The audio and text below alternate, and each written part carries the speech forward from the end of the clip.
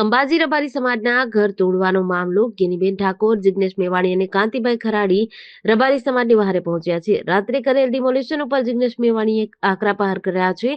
ગરીબ હિન્દુઓના છાતી ઉપર આ બુલડોઝર રાત્રિમાં ચાલ્યા હોવાનું જણાવ્યું હતું. સુપ્રીમ કોર્ટના હુકમની આલોચના તંત્રએ કરી છે. જિગ્નેશ મેવાણીએ તેમ પણ જણાવ્યું હતું, જ્યાં સુધી રબારી સમાજને ઘર નહીં મળે ત્યાં સુધી આ કોરિડોરને નહીં બનવા દઈએ.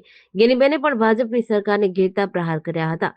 ગેનીબેને જણાવ્યું કે ગુજરાત સરકારે આ ગરીબોના પરસેવા ઉપર પાણી ફેરવ્યું છે. ખેડે એની જમીન અને રહે તેનું ઘરના કાયદાને ઘોડી પી ગઈ ગુજરાત. આજે અંબાજી મુકામે કાંતિભાઈ ખરાડી, જિગ્નેશભાઈ, હું લાલજીભાઈ, અમારા કોંગ્રેસના સૌ આગેવાનો જે કોરિડોર બનાવવા માટે કરીને ગુજરાત સરકારે જે વર્ષોથી અહીંના તમામ સમાજના લોકો, ગરીબ લોકો એ પોતાના પરસેવાની કમાણીએ મકાન બનાવીને નાના મોટા મકાન બનાવી નાના મોટા ધંધા રોજગાર સાથે ગુજરાન ચલાવતા હતા. સરકાર કોઈ પણ ડેવલપિંગ કરે એમાં કોઈનો વાંધો ના હોય, પણ જ્યારે આઝાદી પહેલા આ લોકોના મકાન હોય ત્યારે તો આઝાદી પહેલા તો અને આઝાદી પછી તો કાયદો હતો કે ખેડે એની જમીન અને કબજો એનું મકાન. તો આ એ વખતના કાયદા પ્રમાણે ગણવા જોઈએ તો આ કોઈ પણ ગેરકાયદેસર નથી.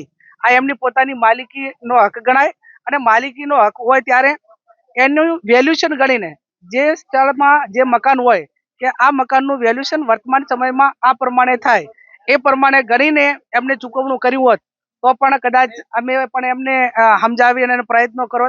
આજે પશુપાલન સાથે સંકળાયેલા છે, નાના મોટા ધંધા રોજગાર સાથે સંકળાયેલા છે અને કુદરતને અહીંયા દેર હોય પણ અંધેર ના હોય.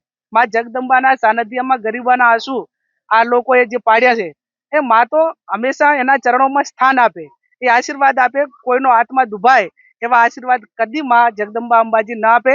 એટલે હું માં જગદંબા અંબાજીને પ્રાર્થના કરું કે આવા લોકોને સદબુદ્ધિ આપે અને આવા ગરીબ લોકોને હેરાન કરવા માટેનું બંધ કરે. અમે કલેક્ટરને મળીશું અને આ લોકોને રહેવા માટે અને એમની જે માગણી છે એ માગણી કઈ રીતે ગ્રાહ્ય રહે એવા અમારા બધાના સામૂહિક પ્રયત્નો રહેશે.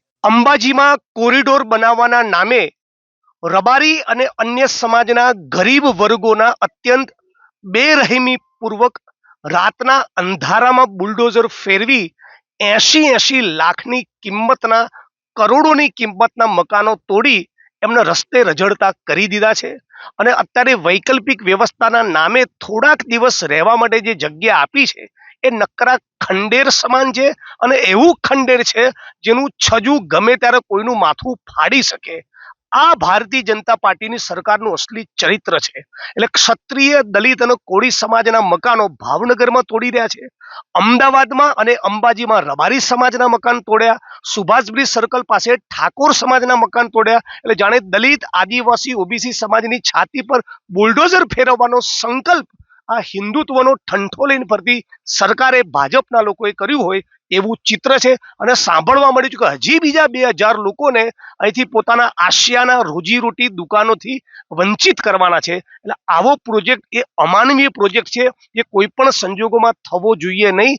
અંબાજીના ધામમાં, પ્રાંગણમાં જે લોકો બેઠા છે એનો એકડો આ સરકાર ભૂંસી નાખવા માંગે છે. એની વિરુદ્ધમાં ગેનીબેન ઠાકોર, કાંતિભાઈ, સેવાદળના અધ્યક્ષ લાલજીભાઈ, અમે બધા સંકલ્પબદ્ધ છીએ કે યોગ્ય વૈકલ્પિક વ્યવસ્થા અને આત્મસન્માન ન મળે ત્યાં સુધી આ પ્રોજેક્ટ અમે થવા દેવાના નથી.